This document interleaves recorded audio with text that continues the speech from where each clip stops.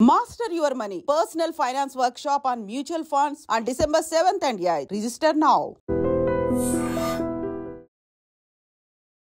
Hi hello నమస్తే welcome back to iDream media. ఈరోజు మనతో ఉన్నారు సర్టిఫైడ్ ఫైనాన్షియల్ ప్లానర్ అయిన మాధవి రెడ్డి గారు.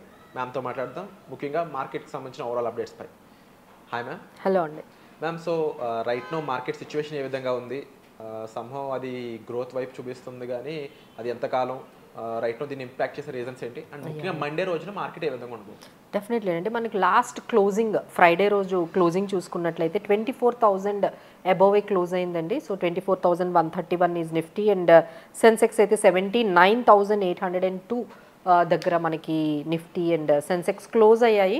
బట్ ఓవరాల్గా లాస్ట్ వీక్ అంతా చూసుకుంటే వాలటిలిటీ అయితే కనిపించిందండి. మహారాష్ట్ర ఎలక్షన్స్ ఎప్పుడైతే బీజేపీ విన్ అయిందో ఇమీడియట్గా ఒక సపోర్ట్, ఒక పాజిటివిటీ అయితే మార్కెట్లో కనిపించింది. సో ఒక్కసారిగా బిలో 24,000 ఉన్న మార్కెట్స్ నిఫ్టీ 24,400 అబౌవ్ కూడా వెళ్ళాయి because of Maharashtra elections outcome పాజిటివ్గా మార్కెట్స్ తీసుకున్నాయి. ఎందుకంటే ఎప్పుడైతే స్టేబుల్ ఒక గవర్నమెంట్ వచ్చిందో సో ఇన్ఫ్రాస్ట్రక్చర్ డెవలప్మెంట్ అది బాగా జరుగుతుందని మార్కెట్స్ అన్నీ కూడా, ఎందుకంటే Mumbai is a money capital కాబట్టి అక్కడ మహారాష్ట్రలో స్ట్రాంగ్ పొలిటికల్ ఎప్పుడైతే మనకి వచ్చిందో సో పాజిటివ్గా ఉందండి. బట్ ఇమీడియట్లీ మళ్ళీ అగైన్ ఎఫ్ఐఎస్ సెల్లింగ్ స్టార్ట్ అయింది. తో ఏంటంటే ఎట్లా మార్కెట్ ఒక్క 500 పెరగగానే immediately people are selling on every rise.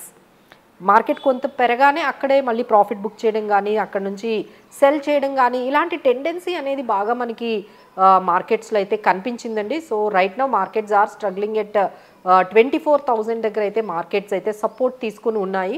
So next ఇదే మొమెంటం కానీ కంప్లీట్ అంటే పాజిటివ్గా వెళ్ళినట్లయితే 24,250, 24,400 ఆ లెవెల్కి వెళ్ళే అవకాశాలు ఉన్నాయండి. But there is some bad news has come, that is GDP. GDP అనేది ఒక మార్కెట్లో ఒక బ్యాడ్ న్యూస్ అయితే మనకి కనిపిస్తుంది. సో ఏదైతే ఈ జూలై, ఆగస్ట్, సెప్టెంబర్ అంటే ఎవ్రీ క్వార్టర్కి రిజల్ట్స్ వస్తున్నాయండి. జీడిపి రిజల్ట్స్ మన గ్రోత్ ఎలాగుంది అనేది, అది మ్యానుఫ్యాక్చరింగ్ కానీ అగ్రికల్చర్ కానీ లేకపోతే మైన్స్ ఇట్లా. సో ఈసారి ఏమొచ్చిందంటే 5.45% అనేది మాత్రమే జీడిపి వచ్చిందండి. వేర్ వీ హ్యావ్ సీన్ మిగతా క్వార్టర్స్ మనం చూసుకున్నట్లయితే ఎప్పుడు 8.1%, 7.4% ఈ రేంజ్లో మార్కెట్స్ అంటే 7 అబౌవ్ ఆర్ 6 అండ్ 6.7% ఈ రేంజ్లో జీడిపి గ్రోత్ అనేది మనం చూసామండి. This is very lowest in the last 2 years అని చెప్పొచ్చు. 2 yearsలో ఎప్పుడు ఇంత లోయెస్ట్ జీడిపి గ్రోత్ కనిపించలేదు. దీనికి మనకి కారణాలు చాలానే చెప్పుకోవచ్చు. లైక్ మనం ఏం చెప్పొచ్చు అంటే మ్యానుఫ్యాక్చరింగ్ బాగా తగ్గిందండి. అండ్ ఆ తర్వాత ఏంటంటే మైన్స్ నుంచి తగ్గింది, ఈవెన్ సర్వీసెస్ ఇండస్ట్రీ నుంచి కూడా కొంచెం యాక్టివిటీస్ తగ్గాయి. అలానే కన్స్ట్రక్షన్ నుండి కూడా మనకి కొంచెం యాక్టివిటీస్ కొంచెం తగ్గినట్టుగానే కనిపిస్తున్నాయండి, which is very like negative for the market. So ఈ ఇంపాక్ట్ ఈ మార్కెట్ మండే రోజు ఓపెన్ అయిన రోజు ఎలా తీసుకుంటుంది అనేది మనకి అబ్జర్వ్ చేయొచ్చండి. So we have to wait and watch on the Monday on these support levels and resistance levels. Ma'am, market situations ఇలా ఉన్నాయి కదా, అండ్ ఇంపాక్ట్ రీజన్స్ అనేవి చాలా ఉంటూ ఉంటాయి. అండ్ మీరు జీడిపి గురించి చెప్పారు.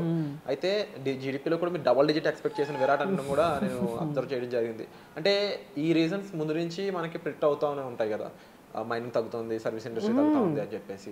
అలాంటి టైంలో మార్కెట్కి సంబంధించి గవర్నమెంట్ కానీ ఏదైతే రూలింగ్ బాడీ ఉంటుందో ఎటువంటి యాక్షన్ తీసుకోలేదని అంటారు? సో గవర్నమెంట్ కొంచెం ప్రెషర్ కూడా అంటే వాళ్ళ పాలసీస్ కానీ లేకపోతే ఆర్బీఐ ఇంట్రెస్ట్ రేట్స్ తగ్గించకపోవడము, కొంచెం ఆర్బీఐ మీద ఉన్న ప్రెషరు, ఇన్ఫ్లేషన్ ప్రెషర్, ఆ తర్వాత ఈ అర్బన్ కన్సంప్షన్ కూడా కొంచెం తగ్గిందండి. ఎందుకంటే మీ దగ్గర నా దగ్గర అసలు వచ్చిన ఇన్కమ్ అంతా ఖర్చులకే వెళ్ళిపోతే ఇంకా ఏం సేవింగ్స్ చేస్తాము, ఏమి ఇన్వెస్ట్మెంట్స్ చేస్తాము, స్పెండింగ్ కూడా తగ్గిపోయిందండి. Because when you have money and ఒక 1,000 రూపీస్ ఉంటే మీకు అప్పుడు 4 items వచ్చేవి, ఇప్పుడు అదే 1,000 రూపీస్కి 2 items వస్తున్నాయి. So you are buying instead of 4 items you are buying only 2, because for the 1,000 now you are getting only 2 items. This is called inflation impact. ఇది స్లోగా బాగా ఇంపాక్ట్ మన ఎకానమీని. అందరూ ఇట్లా ఈ ఇన్ఫ్లేషన్ వల్ల వాళ్ళ కన్సంప్షన్ తగ్గిపోయింది అనుకోండి, మీరు ఎక్కువ కొనాల్సింది ఇప్పుడు తక్కువ కొంటున్నారు బికాస్ ఆఫ్ ఇన్ఫ్లేషన్ పెరిగిపోవడం వల్ల, కాస్ట్ వల్ల. సో ఇలా అంతా చేస్తే ఎకానమీ అనేది డెఫినెట్లీ విల్ గెట్ ఇంపాక్ట్ అండి. So maybe this is the signal. So need to see that how RBI will and government will respond. ఎందుకంటే సో అన్ఎంప్లాయ్మెంట్ అనేది చాలా పెరిగిపోయింది ఇండియాలో. ఎందుకంటే మనకి యంగెస్ట్ పాపులేషన్ అనేది ఇండియాకి చాలా ప్లస్ పాయింట్. ఇప్పుడు అందరూ చదువుకున్న వాళ్ళు ఎక్కువ ఉన్నారు. బట్ వాళ్ళకి తగ్గట్టుగా మనం జాబ్స్ ఇవ్వాలి అంటే జీడిపి పెరగాలి. యాక్టివిటీస్ పెరగాలి. కానీ ఇక్కడ చూస్తుంటే రివర్స్ అవుతుంది. మన పాపులేషన్ పెరుగుతుంది, మన యంగర్ జనరేషన్ పెరుగుతున్నారు, చదువుకున్న వాళ్ళు పెరుగుతున్నారు. ఒకవైపు చూస్తేనేమో ఇట్లా activities either in services industry కానీ, మైన్స్ కానీ, లేకపోతే మ్యానుఫ్యాక్చరింగ్ కానీ, కన్సంప్షన్ కానీ ఇలా తగ్గిందనుకోండి, definitely it will impact to you and me and everyone అనేది మనకు కనిపిస్తుంది. So let's hope what they are actions they will take it on that in on coming days. And ముఖ్యంగా ma'am other than GDP market stability అనేది కూడా ఈ మధ్యన imbalance అవుతా ఉంది. అవునండి, వాల్టాలిటీ. సో ఆ వాల్టాలిటీకి మెయిన్ ఇంపాక్టింగ్ రీజన్స్ ఇంతకు ముందు మనకి యుఎస్ ఈవెంట్స్ అయి ఉండొచ్చు, అండ్ మహారాష్ట్ర ఎలక్షన్స్ మధ్యలో జరిగింది. సో సంహౌ ఈ డిసెంబర్ అసలు ఏ విధంగా ఉండిపోతుంది అంటారు ఓవరాల్గా? సో ఒకటి ఏంటంటేనండి, దీన్నే మనము ఒక రకమైన అంటే ఈ షార్ట్ టర్మ్ ఈవెంట్స్ అనేవి జరుగుతూనే ఉంటాయండి. దీన్నే recency behaviour and recency bias అంటారు. అంటే మీరు నేను అందరం కూడా ఏదైతే షార్ట్ టర్మ్ ఈవెంట్స్ ఉంటాయో వాటి మీద ఎక్కువ కాన్సన్ట్రేట్ చేస్తాం. హెల్దీ కరెక్షన్ అంటారు ఇదంతా హెల్దీ కరెక్షన్ అండి. ఎందుకంటే మార్కెట్స్ ఎప్పుడైతే ఓవర్ వాల్యూషన్స్ అయిపోయాయో, అంటే మనకున్న ఒక రేంజ్కి మించి వాల్యూషన్స్కి వెళ్ళిపోతాయో, డెఫినెట్లీ ఏదో ఒక రీజన్తో కరెక్ట్ అవ్వాలి. అది చిన్న రీజన్ ఏంటంటే లాస్ట్ టైం మనకు కరెక్షన్ వచ్చింది కదా 10%, అది ఎఫ్ఐఎస్ సెల్లింగ్ వల్ల వచ్చింది. మేజర్గా ఎఫ్ఐఎస్ సెల్లింగ్ చేయడం వల్ల మనకు అంటే reasons could be anything, but the corrections has to be done mandated because the valuations has to match the ఎర్నింగ్స్కి వాల్యూషన్స్కి ఎప్పుడైతే మ్యాచ్ అవ్వడం లేదో డెఫినెట్లీ ప్రైజెస్ విల్ కరెక్ట్ అండి and markets will correct. So that event ఏదో ఒక reason అయితే మనం తీసుకుంటాం అనాలిసిస్ చేసి ఈ రీజన్ వల్ల పడిందని, but these are all events are there. But ఏంటంటే మనము ఇలాంటి ఈవెంట్స్లో ఎలా బిహేవ్ చేయాలి, ఎలా మనము డెసిషన్స్ తీసుకోవాలి, ఏ అసెట్ క్లాసెస్లో పెట్టాలి అనేది అయితే జాగ్రత్తగా ఒక ఫైనాన్షియల్ ప్లానర్ దగ్గరికి వెళ్ళి వాళ్ళు కానీ తెలుసుకున్నట్లయితే then they will get a good guidance on how to manage the personal finances. So somehow ఇలాంటి టైంలో కమోడిటీస్ పై దృష్టి ఎక్కువ సారించాలంటారా? అవునండి, అవును.